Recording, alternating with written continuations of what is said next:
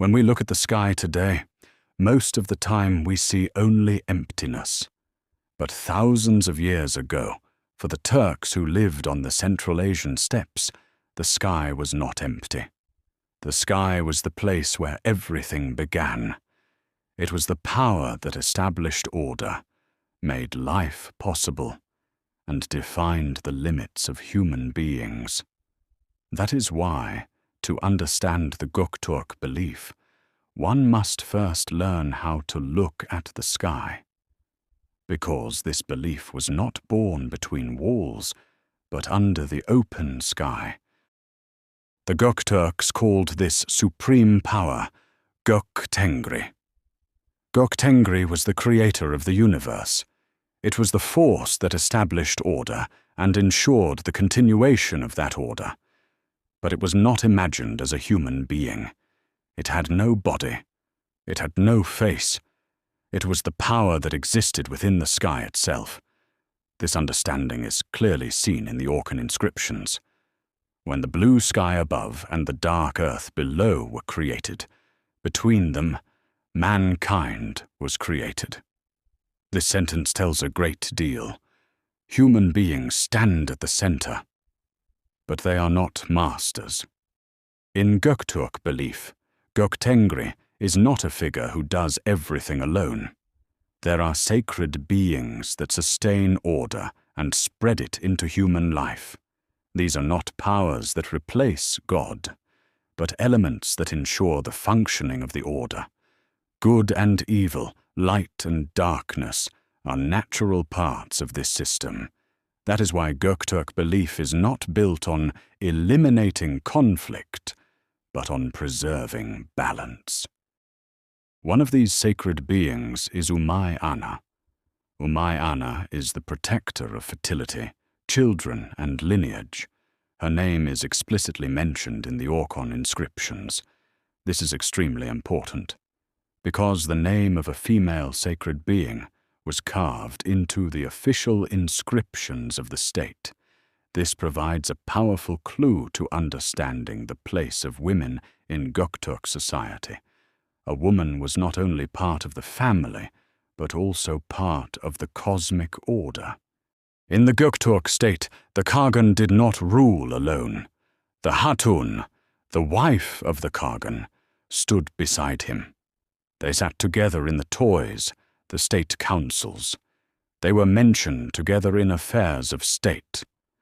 Some scholars state that Kut was not granted only to the Khagan, but at times was bestowed upon both the Khagan and the Hatun together. This shows that even political power was understood as a shared responsibility.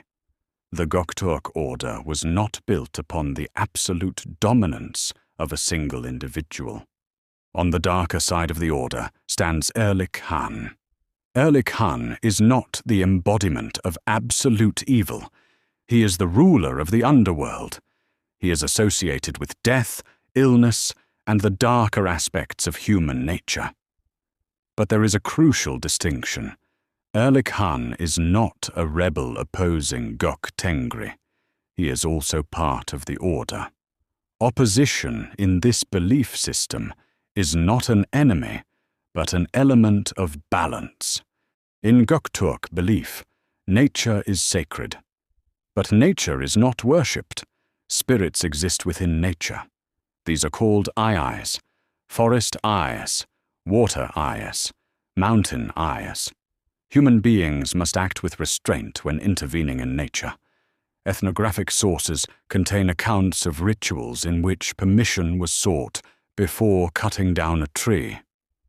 The goal was to take only what was needed, never to reach for more. This understanding is based on the idea that greed disrupts order. And when order is disrupted, Gök Tengri does not punish. This is crucial. In Göktürk belief, God does not strike humans down, does not send disasters from the sky. Instead, Kut is withdrawn. Kut is divine legitimacy. It is the force that sustains the state. When Kut is withdrawn, the state collapses. This idea is clearly expressed in the Orkhon Inscriptions. Bilge-Kagan speaks of his own mistakes. He admits his errors. He warns his people. This represents an extraordinarily advanced moral understanding. Those who connect this order to human beings are the shamans. Shamans are part of the order established by God. They communicate with spirits, but they are not absolute powers.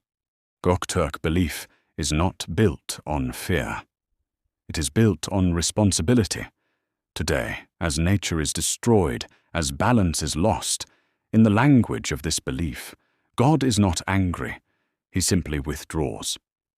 And perhaps the real question is this: when Kut is withdrawn, are we still capable of stopping and looking up at the sky? If you liked my videos, press the like button and don't forget to subscribe for more.